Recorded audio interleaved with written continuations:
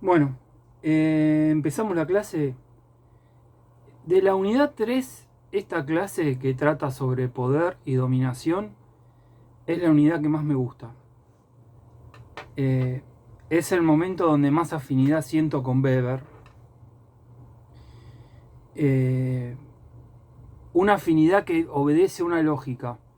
Una lógica que tiene que ver en, digamos, su posición con respecto a la política, su mirada hacia la política, su mirada científica hacia lo político. Él trabaja desde una particular óptica, una óptica que tiene antecedentes. Si uno dividiera el campo de los pensadores políticos desde la época de la filosofía política, de los filósofos clásicos, la filosofía política y los primeros científicos políticos, Weber es uno de ellos, es un politólogo, podría dividirlos con todos los riesgos que uno toma cuando hace una división tan tajante, ¿no? Que en dos espacios, ¿no? Advertidos de que cualquier polarización es una, digamos, una dificultad al momento de pensar, cuando uno la vuelve muy sustancial, pero a veces las polarizaciones también nos organizan para diferenciar, para agrupar. Hay un grupo de pensadores que los podemos llamar idealistas, que buscan entender la política dándole a la política un rostro humano.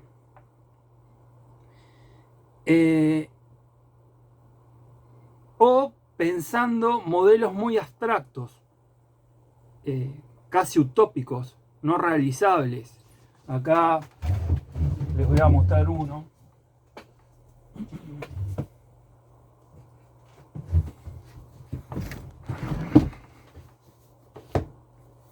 Este es uno, la República de Platón, modelo típico del idealismo.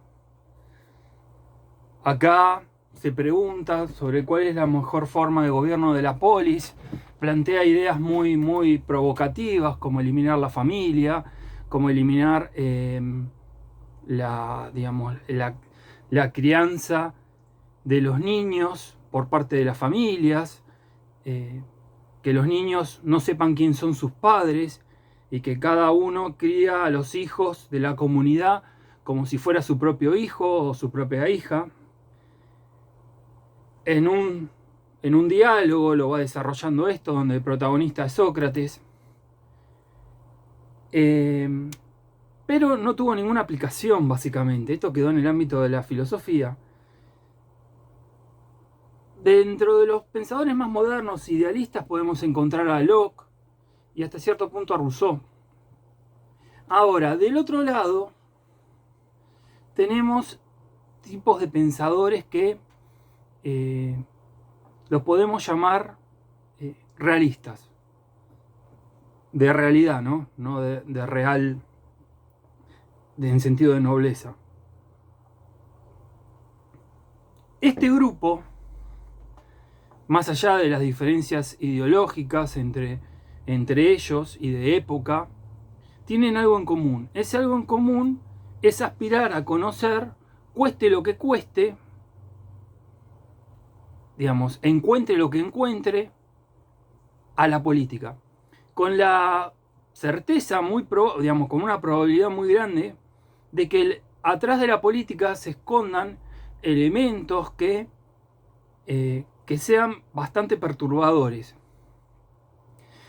En ningún momento buscan esquivar esto, por lo tanto tratan de asimilar el campo de la política tal cual es. Y son los que dan origen a la mirada científica de la política. Como contracara a Platón estuvo su discípulo Aristóteles. Bueno, acá Aristóteles diseña un sistema para la polis ya mucho más concreto, mucho más aplicable. Pero más acá, ¿no? Más, digamos, más en el tiempo, el primer gran parteaguas sacando del mundo griego, o sea, cuando dejamos el mundo griego, el primero de la modernidad es Maquiavelo, en este sentido. Y otro que vamos a ver en este curso es Marx, dentro de esta línea. Y Weber está en esta línea de los realistas, ¿no? Había una frase, para que se den una idea de quién estamos hablando, que decía algo así, que si Marx fue el Maquiavelo del proletariado, Weber va a ser el Marx de la burguesía. Digamos, hoy, ocupando posiciones ideológicas muy diferentes a nivel partidario, por ejemplo Marx y Weber, comparten algo en común, que es este prisma para observar la realidad de lo político, ¿no? Esta forma de buscar conocer cueste lo que cueste. No tratar de, digamos, embellecer la política, sino tratar de conocerla en su forma real. Justamente por eso lo de realista. Entonces yo le dije, esta clase va a tratar sobre poder y dominación. En principio sabemos que vamos a ver los tipos ideales de dominación, pero los tipos ideales de dominación no se entienden si uno no entiende también las formas en que una sociedad distribuye el poder. ¿Por qué? Porque poder y dominación no son lo mismo en Weber. Son dos cosas diferentes. Son dos conceptos que responden a, a dimensiones de lo político diferentes. O, esto es lo político, pero estamos hablando de la dominación del hombre por el hombre. Estamos hablando de eso, ¿no? ¿Qué es el poder? Para empezar, ¿no? El poder es la capacidad, para Weber, de imponer la voluntad propia de un grupo de individuos o de un individuo dentro de una relación social. ¿A quién? A otros individuos que pertenezcan a esa relación social. Es decir, uno o un individuo o varios individuos tienen la capacidad de imponerse sobre la voluntad de los demás y, digamos, eso ocurre porque está dentro de un orden social. Ese orden social es una relación social. Por ejemplo, vamos a un caso para que lo tengamos un poquito más a la mano, ¿no?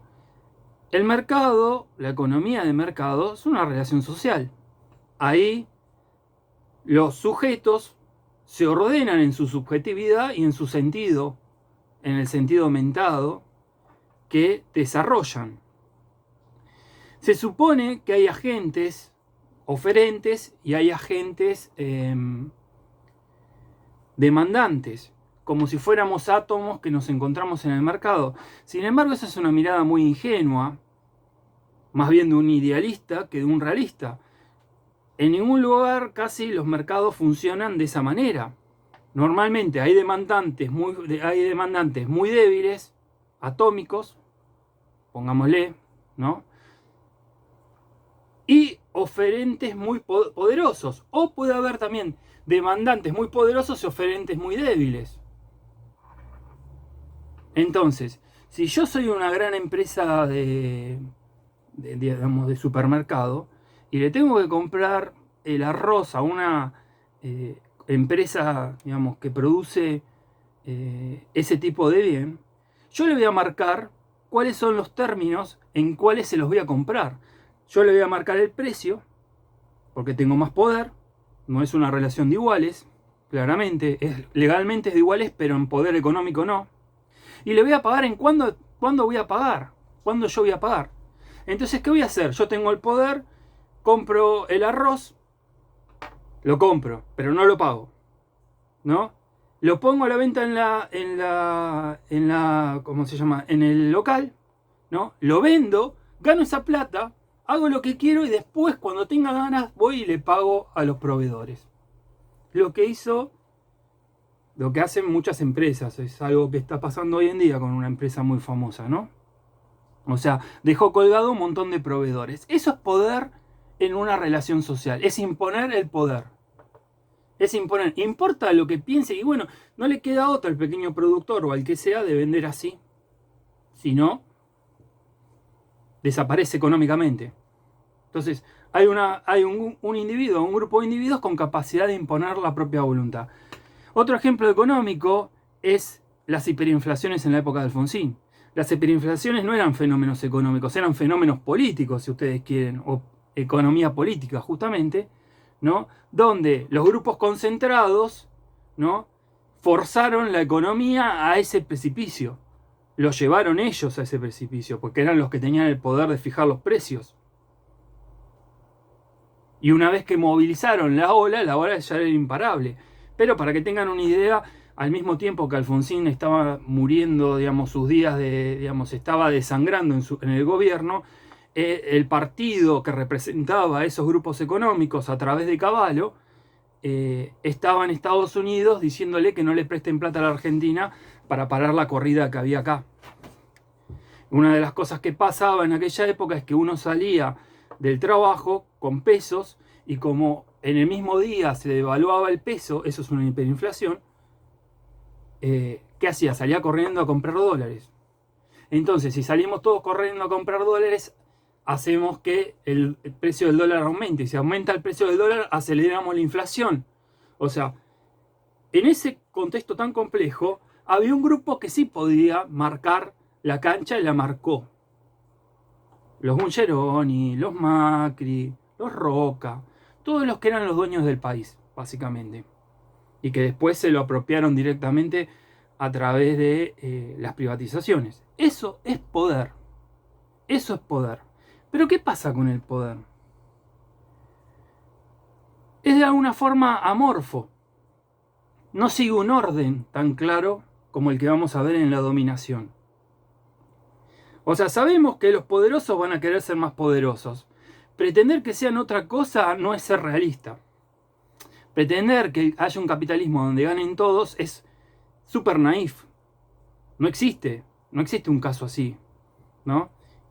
O sea, y entonces pretender eso es casi como creer en los Reyes Magos, ¿no? Es naif, digamos. En ese sentido, el poder no tiene un orden tan claro como vamos a ver la dominación, y si no tiene un orden, es difícil de captar, es de alguna forma amorfo para la sociología. Por eso es difícil de captar, porque es medio amorfo. Porque todos en una relación social tenemos un grado de poder. Claro, algunos mucho más y otros muchos menos. Pero yo les pregunto, ¿no?, ¿cuántos presidentes de Estados Unidos fueron asesinados durante su gestión? Siendo que los presidentes de Estados Unidos son personas muy poderosas, definitivamente, mucho más que cualquiera de nosotros, ¿no? ¿Cuántos de ellos? 7, exactamente. 7, sí, son 7. 7 presidentes fueron asesinados en el ejercicio, o sea, por personas mucho menos poderosas. Pero evidentemente tenían suficiente poder para quitarle la vida, hacer un magnicidio. Por lo tanto, estos conceptos son conceptos complejos, que no hay que descartarlos, no hay que dejarlos de lado, pero hay que, digamos, construir una perspectiva, una tipología política que sea más apta para la modernidad, para una sociedad de masas. Y acá viene el segundo concepto, la dominación. La dominación es la preocupación central de Weber, porque la dominación sí es propiamente sociológica, sí es más regular y ordenada, y por lo tanto se puede explicar causalmente. Ahora, Weber va a dar una vuelta de tuerca bastante interesante en esto de construir una tipología política, porque hasta el momento en que escribió él, la mayoría de los filósofos políticos y los cientistas políticos, o los prescientistas como Maquiavelo, ¿no?, trabajaban, digamos, con una pregunta o dos preguntas en realidad, que les organizaba el prisma. De acuerdo a lo que se preguntaban, cómo organizaban las tipologías políticas. Una es este señor Aristóteles y algunos otros se preguntaban por quién gobierna. Y en base a esa pregunta, ¿quién gobierna? Aristóteles, por ejemplo, establecía digamos, 6 formas de gobierno. Digamos, una línea que va desde la forma más impura o más, digamos, más pervertida a la forma más pura. Y cómo organizaba esas formas de menos a más o de más a menos, como lo quieran ustedes ordenar, eso no cambia el punto. Mediante 2 parámetros. Uno cuantitativo, ¿cuántos gobiernan? Y otro cualitativo, ¿quiénes son los que gobiernan? Si son buenos o son malos. Entonces, si tenemos uno solo que gobierna y es malo, tenemos una tiranía y es el peor de los gobiernos. Si tenemos poquitos que gobiernan y son malos, tenemos una oligarquía, que es un poco mejor que la tiranía porque por lo menos son varios. Si no, si son la mayoría los que gobiernan, es una democracia, que de las formas, digamos, malas es la menos mala. Después viene, en tercer lugar, ya yendo al podio, la república. ¿Por qué? Porque ahí ya gobiernan muchos mejores. Pero ¿qué pasa? Son muchos y eso entorpece el gobierno. Para Aristóteles.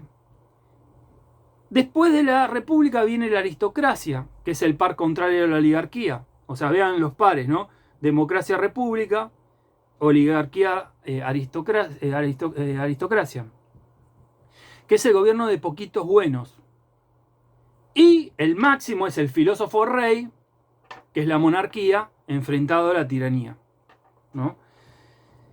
Bueno, habrá otros que se habrán hecho estas mismas preguntas, ¿no? Siguiéndolo a Aristóteles, Tomás de Aquino, por ejemplo. Pero hay otras preguntas que son mucho más interesantes para mí. Esas preguntas son más modernas, en general, ¿no? O sea, no es que no se registren en el pasado, pero empiezan a tomar importancia en el pensamiento occidental de Maquiavelo para acá. Porque Maquiavelo no hace filosofía política, sino que describe cuáles son los mecanismos adecuados para que el príncipe obtenga obediencia. Por primera vez hay alguien que está sacando la política del prisma de la religión, del prisma de la filosofía. Y esa pregunta es, de alguna forma, la siguiente. ¿Cómo se obtiene obediencia? Es decir, Maquiavelo le está diciendo al príncipe, ¿cómo vas a obtener obediencia? ¿Por qué? Porque el príncipe no tenía mayor idea de cómo gobernar, porque no venía de una clase social que venía gobernando desde hacía siglos. El príncipe venía de la burguesía, y la burguesía eran individuos que se habían escapado del campo, de la persecución, digamos, de la explotación feudal, y se habían agrupado en las ciudades, habían crecido económicamente mucho, pero políticamente no sabían hacer política. Entonces, todo lo que dice Maquiavelo no lo inventa nada Maquiavelo. Maquiavelo solamente relata cuáles son las formas en que un gobierno de aquella época obtenía obediencia. La clásica, ¿no?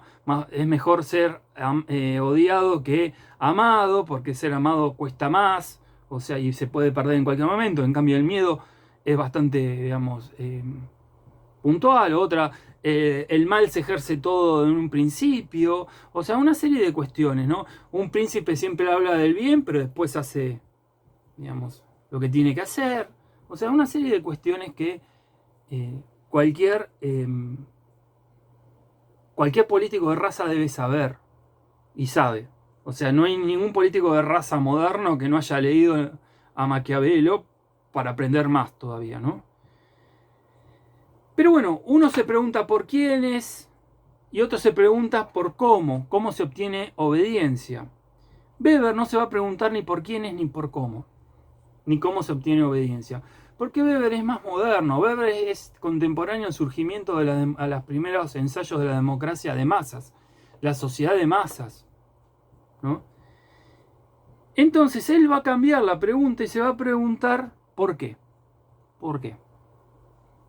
¿Por qué qué? ¿Por qué se obedece? Porque él ve la historia y dice, en realidad la dominación y el ejercicio del poder, ¿no?, siempre tuvo sujetos que la ejercían, y siempre esos sujetos se convencían a sí mismos que lo hacían por el bien común. O sea, que lo hacían hacían la guerra por la paz, ¿no? Que mataban por la vida, cosas que son lógicamente contradictorias. En eso no cambia nada, digamos, un sistema antiguo con un sistema más moderno. Siempre los que ejercen el poder creen que tienen, digamos, hasta el deber de ejercerlo. O sea, creen que es legítimo lo que lo hacen. Pero siempre queda oscurecido otra dimensión. Porque esto es una relación. Si hay uno que manda, ¿qué hay? Si hay uno que manda, ¿qué hay? Del otro lado. Uno que obedece, exactamente. Entonces es una relación. Así es, uno que obedece. Y si nos preguntamos, dice Weber, por los que obedecen, ¿por qué los que obedecen obedecen? Y acá él ve dos dimensiones a tener en cuenta. Una dimensión es de alguna forma externa al individuo, que se refiere al monopolio del uso legítimo de la fuerza. En una sociedad moderna, o hubo un tiempo por lo menos, había un grupo que era el Estado, que era más fuerte que todo el resto y monopolizaba el uso de la violencia legítima para sí mismo. El resto puede ejercer la violencia potencialmente, pero no es legítimo, entonces van a ser castigados, etcétera, etcétera. En cambio, si el Estado ejerce la violencia, es parte de su legitimidad. ¿A qué refiere el uso del el uso de la fuerza de forma legítima y tener el monopolio de ese uso? Bueno, a lo que las características básicas de un Estado-nación. Monopolizar en un territorio el decir esto es mío. Y el decir esto es mío no es decirlo de la boca hacia afuera, es ejercer la soberanía. Y ejercer la soberanía implica un poder de policía, ejercer la soberanía implica, si es un poder de policía, tener policía y tener justicia, implica decirle al resto de los estados, ustedes no se pueden meter acá porque tengo un ejército y los voy a echar. Entonces implican todas las formas de ejercer la violencia de los estados modernos. Ejército, justicia, policía, etcétera, etcétera. Con eso, un Estado hace valer sus mandatos en determinado territorio.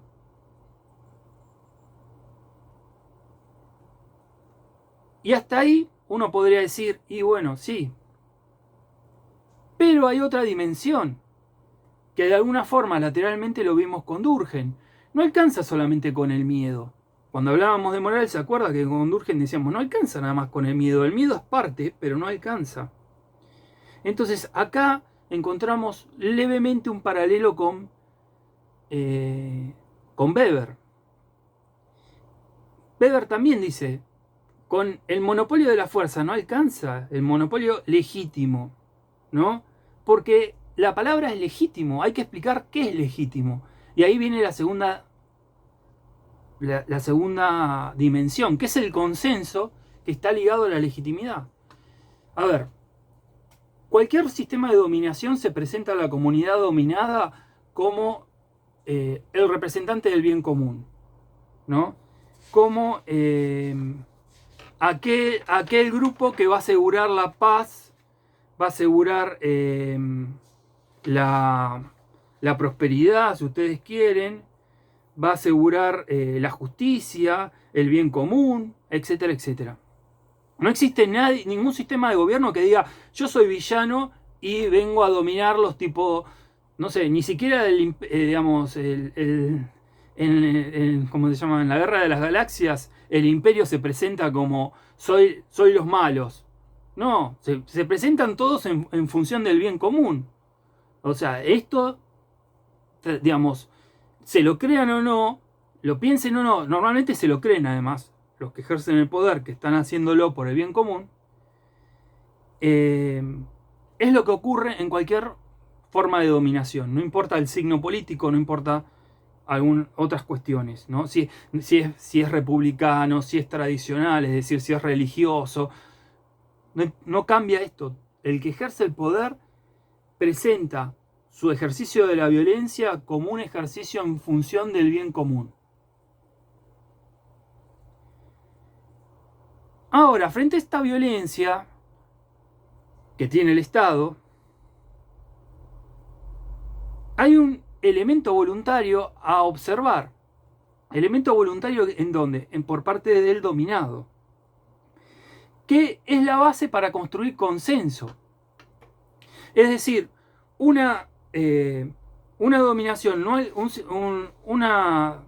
un ejercicio del poder no se constituye en dominación hasta que el que es dominado cree que esa dominación circula por mandatos que él considera legítimos. Por algún punto, ya sea por conveniencia, por ejemplo, mira, si no haces esto te mato. Bueno, sí, claramente es legítimo. No, o sea, no te queda otra. Algún mínimo interés, quiero decir, de obedecer. No digo que sea legítimo que ocurra eso, sino que siempre hay un mínimo interés por parte del dominado en obedecer, ¿no? Y en este sentido, Weber está mirando a una sociedad muy compleja, que es una sociedad con muchos individuos, ¿no? Que se diferencia de la sociedad absolutista, que podría estar hablándole, digamos, el anterior, un poco antes Maquiavelo o Montesquieu. Digamos, le está poniendo el foco al dominado. Hasta ese momento nadie se preguntaba por el dominado. ¿Por qué el dominado acepta la dominación? Con lo cual verán, sospecharán lo profundamente interesante de esta visión. Esta visión politológica, ¿no? De politólogo. Él es un gran científico político, ¿no? En base a estas organizaciones, poder, dominación, ¿no? Cómo se crea consenso en una sociedad, Weber va a construir 3 tipos ideales de dominación. Los tipos ideales sabemos que no existen en la realidad. Los tipos ideales son reglas de decisión que nos permiten organizar la información y explicar causalmente los fenómenos que queremos observar mediante la comparación, buscando encontrar aquello que vuelve único a la realidad. Digamos, en realidad los tipos ideales sabemos que le están constituyendo a la realidad en objeto. Es decir, la razón le está dictando sus reglas a la realidad para que se pueda constituir en objeto. Sabemos que los tipos ideales no son leyes, no son representaciones de la realidad, no son hipótesis. Pero lo que sí están seguros que tiene que ser un tipo ideal es ser coherente lógicamente y válido empíricamente. Por eso lo de inducción, empírico, y deducción, coherencia lógica. El primer tipo de dominación es el racional legal. Este tipo de dominación está anclado en el tipo de acción social, ¿cuál? Racional. Racional según medio fin, básicamente, pero también racional en menor medida esto, a valores. Es decir, hay 3 tipos de dominación porque hay 3 tipos básicos de acciones sociales. Los consideramos los racionales como 1, pero después si yo pregunto en el parcial o en el final va a ser ¿qué son los tipos ideales? Usted me tiene que contestar por los 4, no hacer de 2, 1, ¿no? Pero de forma lógica, hablar de racionalidad, hay 2 que son, digamos, que tienen un patrón común. Después hay uno que es tradicional y hay uno que es afectivo. En realidad es afectivo y después tradicional, ¿no? En base a esto va a haber 3 tipos de dominación. racional legal, la dominación tradicional y la dominación carismática. Entonces, el primer tipo de dominación que nos va a presentar Weber, tipo ideal, es el racional legal.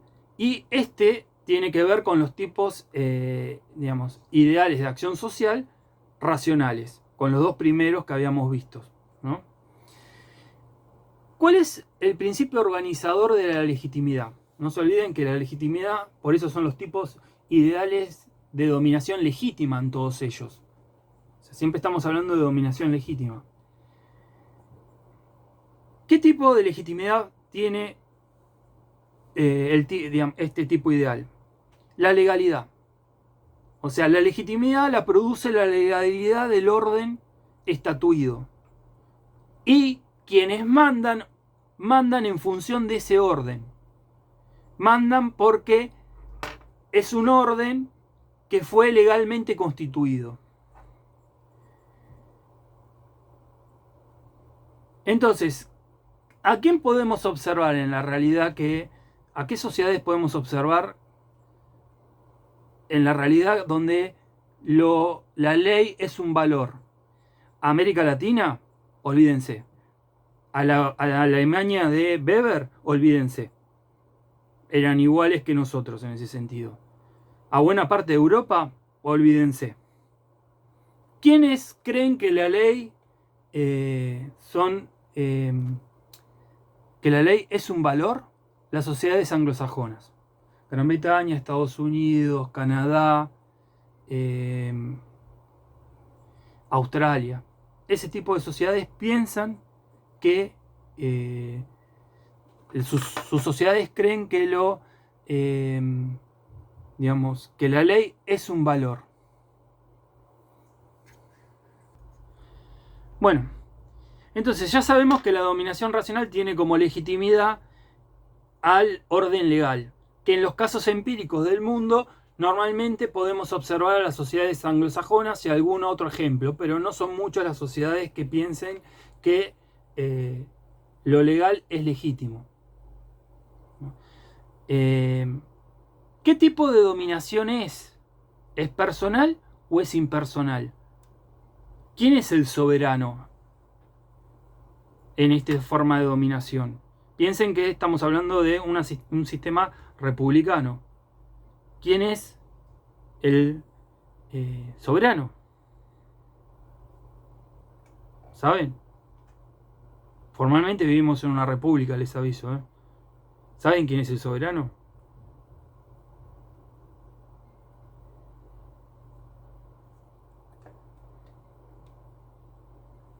No, Josefín. El elegido por voto es un representante. Es alguien que jerárquicamente lo ponemos por arriba, pero es uno de nosotros. El Estado tampoco. O sea, la sociedad tampoco. El pueblo. El pueblo es el soberano. Ahora, ¿el pueblo existe empíricamente? Si somos coherentes con Weber, el pueblo no existe empíricamente. Yo no veo el pueblo. Yo veo sujetos, individuos. Pero el pueblo no veo. ¿Se entiende esto? El pueblo es una construcción metafísica, en términos weberianos. O sea, de hecho, los estados, ya que nombraron al estado, los estados-nación construyen al pueblo, no al revés. Salvo algún caso muy excepcional, pero son los estados-nación los que constituyen al pueblo. Al pueblo argentino lo constituyó el estado-nación argentino y no al revés. Este tipo de soberanía es una soberanía abstracta, impersonal, es un orden abstracto. La forma de ejercer el poder dentro de una república es una forma racional. ¿Por qué? Porque uno puede calcular las consecuencias de la acción. Es decir, hay un sistema de leyes y uno puede distinguir, digamos, desde si uno la va a violentar a la ley o no, hasta si uno quiere hacer un negocio ¿Cuáles son los parámetros que uno tiene que observar para que uno invierta capital y le retorne el capital? Más allá de que en una economía en una economía de mercado nadie tiene asegurado absolutamente nada. Pero es la más racional porque podemos distinguir con un cierto orden cuáles van a ser las consecuencias de la acción. Esto en un sistema tradicional donde uno construye una empresa y viene el rey y se la queda porque quiere, no es posible. ¿Me siguen? Cuando manda el que ejerce el poder, pongámosle el presidente, la obediencia que le debemos al presidente, o a un funcionario, un juez, al que sea, es una obediencia objetiva y racional. Racional que está fijada por la ley. Y objetiva en el mismo sentido. Racional es que yo puedo anticipar hasta dónde me puede mandar el presidente a mí. ¿Qué me puede pedir? Un presidente no puede observar a sus opositores políticos utilizando al Estado. Él no es el dueño del Estado. No digo porque haya pasado acá en Argentina, ni loco, Lo digo porque pasó en Estados Unidos y hay pruebas jurídicas. Le pasó a Nixon. ¿No? Pero en Estados Unidos la ley es ley y Nixon tuvo que renunciar. Tuvo que dejar la presidencia porque había violentado la ley. Ahí ven cómo en la sociedad de Estados Unidos la ley es un valor. Nosotros vemos que personas que